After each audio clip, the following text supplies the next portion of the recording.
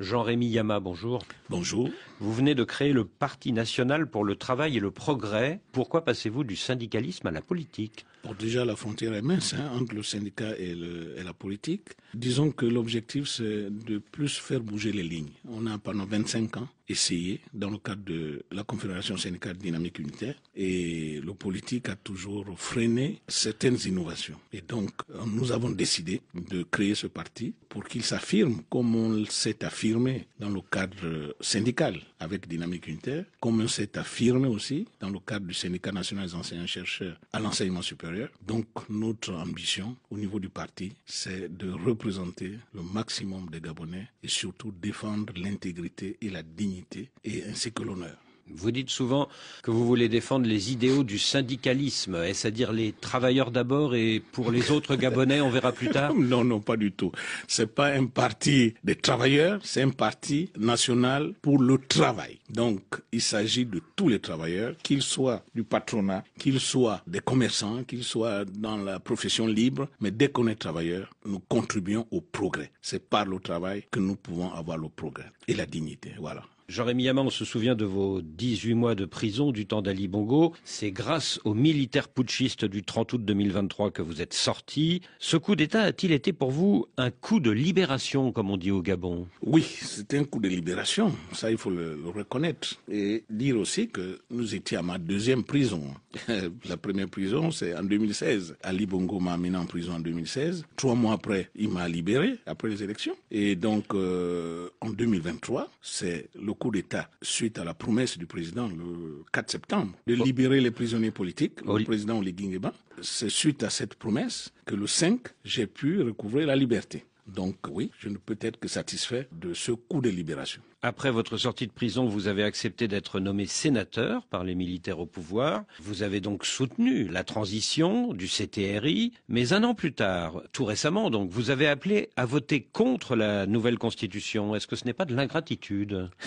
Mais non, pas du tout. Sinon, moi je suis un enseignant. La rigueur avec laquelle je corrige la copie d'Ali Bongo est la même rigueur que j'utilise pour corriger la copie du président Oligui Nguema. Donc, c'est pas parce qu'on m'a sorti de prison que je vais perdre mes convictions, que je vais perdre ma dignité. Je pense que si j'ai été nommé sénateur, c'est pour que j'apporte mon expertise dans la construction de ce pays. Et donc, j'ai voté non à la Constitution parce que j'estimais que cette Constitution n'était pas bonne. Et pourquoi ? Mais déjà, dans la séparation des pouvoirs, et on le voit tout récemment dans l'actualité, il y a un jeune activiste pour la publication d'une vidéo qui a fait 2 jours en prison, en détention préventive. C'est une aberration. Ça veut dire, c'est un rétropédalage, parce que lorsqu'on vous met en prison, soit c'est le procureur, soit c'est le juge. Et dans les 2 cas, je ne connais pas de détention préventive qui mettent 2 jours. Alors, ça veut dire qu'il y a eu une intervention du politique. Et donc, il faut arrêter l'intervention du politique dans la justice. C'est la raison pour laquelle j'ai demandé à voter non, parce que les travers du passé avaient toutes les possibilités encore de revenir. Et c'est la même chose aussi lors du code électoral,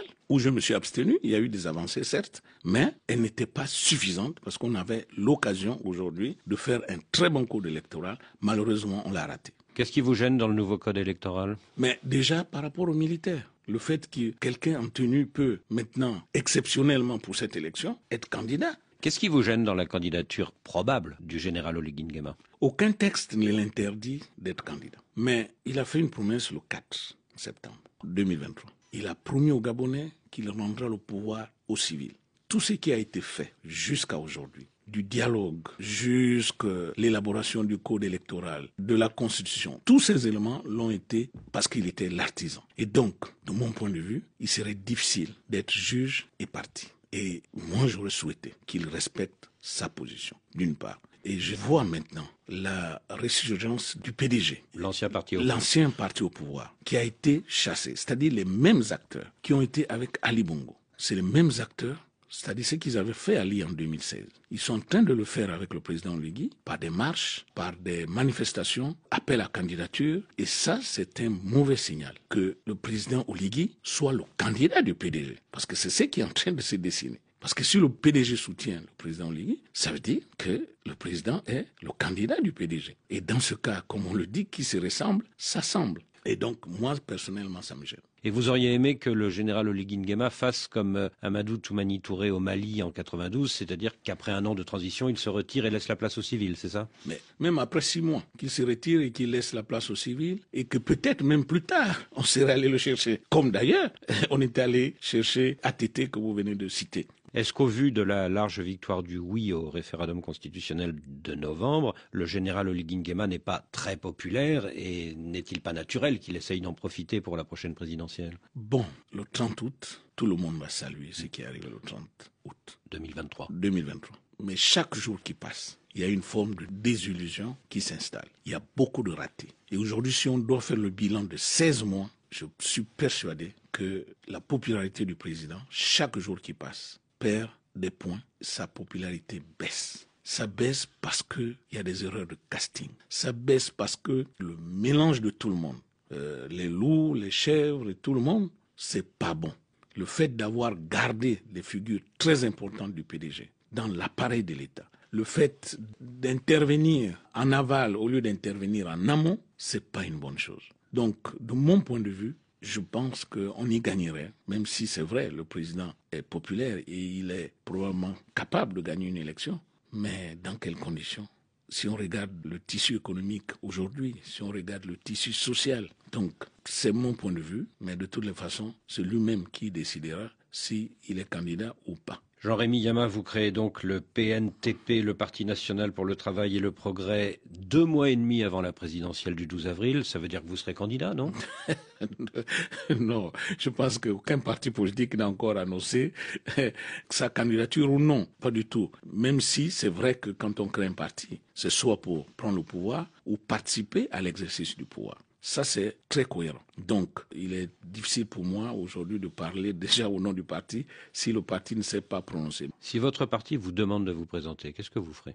Pour l'instant, moi, je ne me projette pas. Je ne peux pas déjà savoir ce que je dirai dans un mois. Et donc, je prends mes choses au fur et à mesure qu'elles arrivent. Mais ça vous tente, hein? Il y a plusieurs paramètres qui rentrent en jeu dans une élection présidentielle. Il n'y a pas que l'envie d'y aller. Ou deux fois, on n'a même pas envie d'y aller. Mais certains éléments peuvent vous pousser à y aller. Donc, c'est plusieurs paramètres qui rentrent en jeu. Et lorsque tous ces paramètres sont réunis, soit vous y allez, soit vous n'y allez pas. Moi, mon ambition, c'est un Gabon meilleur. Mon ambition, c'est de mettre les gens au travail. Pas forcément être devant, pas forcément être leader. Donc, je ne peux pas déjà vous dire exactement ce que je serai dans un mois. Oui, mais enfin, le 5 septembre 2023, quand vous êtes sorti de la prison centrale de Libreville, le général Oligui a tenu à ce que ce soit vous le premier à en sortir, le premier prisonnier politique. On vous a fait une aide d'honneur à votre sortie. Vous savez que vous comptez dans le paysage gabonais. Oui, c'est vrai, il faut le reconnaître. D'ailleurs, je remercie les autorités qui ont tout fait pour que je puisse sortir dans la dignité et dans l'honneur de cette prison. Et je sais que je compte, ma voix compte. Mais c'est ce que j'ai envie d'utiliser justement pour apporter un meilleur vivre à nos compatriotes gabonais. Parce que les maux qui minent notre pays, sincèrement, peuvent être résolus si on y met un peu de la fermeté et de la rigueur. À cette présidentielle seront candidats très probablement le président de la transition, le général Oligui Nguema, et peut-être plusieurs figures de l'opposition. On parle notamment d'Albert Ondo-Ossa et de Billy Binzé. Est-ce que vous vous sentez plus proche du candidat du pouvoir ou des candidats de l'opposition? Ceux que vous citez là, je ne connais pas encore leur programme de développement, leur projet de société. C'est sur la base du projet de société des uns et des autres que le parti que je dirige pourra prendre position, y compris sur la base aussi du projet de société du président, s'il est candidat, Oligui. Mais s'il est défendu par l'ex-parti au pouvoir PDG, est-ce que ça va vous amener tout naturellement à vous rapprocher de l'opposition? Bon, il est vrai, comme je l'ai dit tantôt, si le président Oligui est soutenu par le PDG, qui se met en avant pour en faire son champion, comme ils ont fait en 2016 à Ali Bongo, chez moi, ça pose un problème. Mais moi, je ne suis qu'un individu, je ne représente pas le parti. C'est le parti qui décidera avec qui et sur la base de quel projet de société il marchera. Donc, pour l'instant, je ne peux pas dire entre les personnes que vous avez citées qui j'aime le plus ou qui j'aime le moins.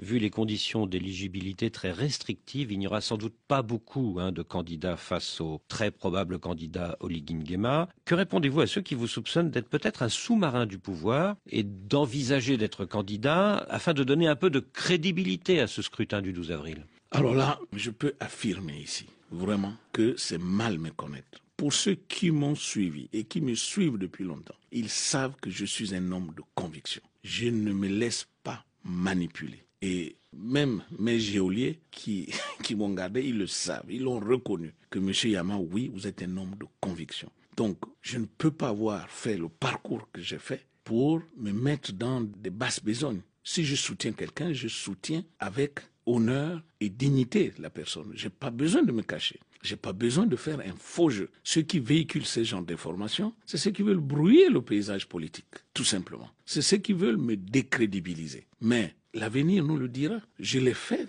lors de la Constitution. J'ai voté non. Les gens m'ont dit que c'est de l'ingratitude. J'ai rencontré le président Oligui après le vote de cette Constitution. Nous en avons discuté. Lui-même, il a dit, la Constitution est déjà passée. Et je lui ai dit la même chose, que moi, je jouerai toujours mon rôle en tant que sénateur pour corriger ce qui revient de la présidence. Parce que vos collaborateurs n'ont pas la science infuse. Vos collaborateurs ne sont pas des dieux pour que les textes qu'ils rédigent soient parfaits, pour qu'on les adopte en l'état. Donc moi, je jouerai toujours ce rôle. Donc, vraiment, je ne serai jamais un sous-marin de qui que ce soit. Le parti que nous avons créé a des ambitions. Et ces ambitions, c'est pour un Gabon meilleur. C'est pas pour être à la solde de X ou Y. Nous agissons en toute transparence. Et d'ailleurs, nous avons appelé ce parti le parti de la lumière. La lumière, pourquoi? Parce qu'il y a les ténèbres en face et il faut les chasser. Donc, qu'on ne nous confonde pas entre la lumière et les ténèbres. Et je peux même ajouter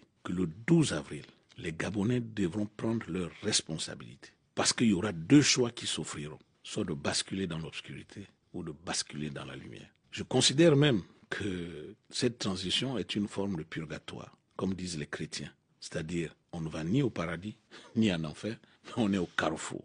Et ce carrefour, nous devons être conscients. Les Gabonais doivent être conscients des enjeux futurs par rapport aux choix qu'ils seront amenés à faire. Je suis persuadé qu'il y aura un candidat de la lumière, comme il y aura un candidat des ténèbres. Et vous parlez comme un candidat.